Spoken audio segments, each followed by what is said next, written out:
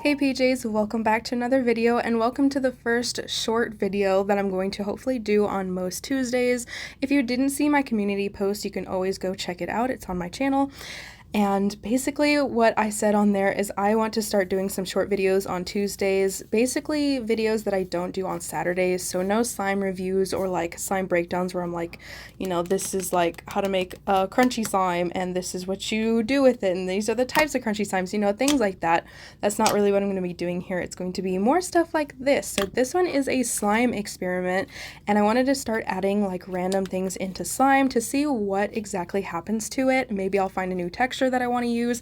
Maybe you guys are going to get some inspiration from it and maybe it's just interesting, because you never know what you're going to add to slime, like what it's going to do. So that's pretty much what I'm doing here. So I'm starting off with this basic slime base. It's a little bit jigglier than like a normal slime. It's just, a white glue slime that I wanted to work with. And I'm going to be adding this crinkle cut paper shred to it. I've added stuff kind of similar to this, like little shreds of paper from other things, but I didn't like add enough to where it would actually change the texture. And I have this stuff because I like to use it in the boxes and packages that I send out to you guys when you purchase my slimes. And I just thought it would be really cool to see what happens if you add it, because they're like little shreds of paper and I don't exactly know if it's just regular paper or if there's something else added to them. I don't look at like ingredient lists on crinkle cut paper shred stuff, so I wanted to add it to the slime.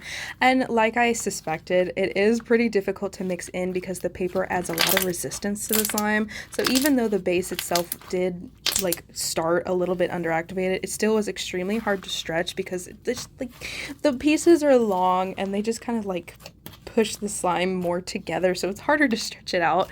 But once I mixed in the first batch, I could definitely tell it could use more, like to actually change the texture, because that's what I'm trying to do. So I added more, even though it was a complete pain to mix it together. It did feel cool because you're feeling all the little pieces of paper move throughout the slime, but it was still one heck of a workout. And here is just a time lapse of me trying to mix everything into the slime so you can see the whole process from start to finish, because it did take a few minutes, but obviously you don't want to see the whole thing, so I just wanted to like show you as the slime gradually changes, because over time the paper shreds start to disintegrate, pull apart, go into smaller pieces and whatnot. So over time it changes the texture and the way it looks. So it starts off really clumpy and hard to stretch, and then the more you work with it, it gets a lot smoother, but you can still see the texture in there from the paper and a lot more stretchy and a lot easier to work with. Once I got the paper shred to pretty much mix as much as it would without it like sitting for a while, it turns into a really crispy and bubbly, crackly type of slime. It has a lot of resistance to it. I felt it as I was stretching it, and since most of the paper shred is now gone, it's got to be like how it just maybe thickened the slime a little bit. It doesn't exactly feel tacky, but like has a tackiness to it. I don't really know how to explain it. It doesn't stick, but it feels kind of tacky and just really hard to explain.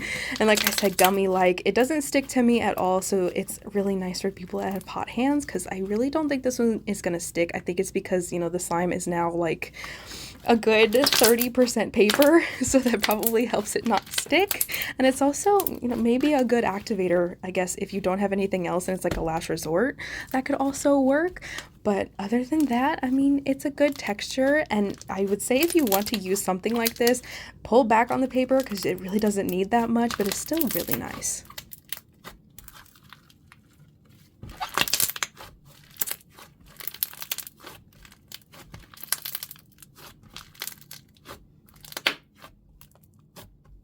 Just to see what would happen, I let it sit for a full day to see if the paper would mix in a little bit better, maybe the texture change, whatnot. After I was done filming those other parts, I did have to soften it a bit because I noticed that it was getting increasingly more difficult to stretch, and I assumed by the time it sat and more of the paper had mixed in, it would be even harder, so I did soften it, and I hope that didn't change the results too much. But the differences that I can see when it sat for a day is obviously it is smoother as more of the paper mixed in. It got a lot more gummy-like in texture, which is really interesting, and I would say it got a bit more dense, but I think that's just about it. It is a pretty big difference and more than I thought it would be, because it does obviously feel really different, but it still has those crackly bubble pops and stuff. It inflates a decent amount for how dense it is. It's really nice to play with, still extremely holdable, and I would say it's still a valid option to activate your slime or to create a texture, because both options are pretty nice because it does activate the slime and it creates a really interesting crackly type of texture. And with that, that is the end of this slime experiment, and I really hope you guys enjoyed. If you made it this far, comment down below what else you'd like to see me add to slime. I can add pretty much anything. Now I am signing off, and I will see you guys in the next one.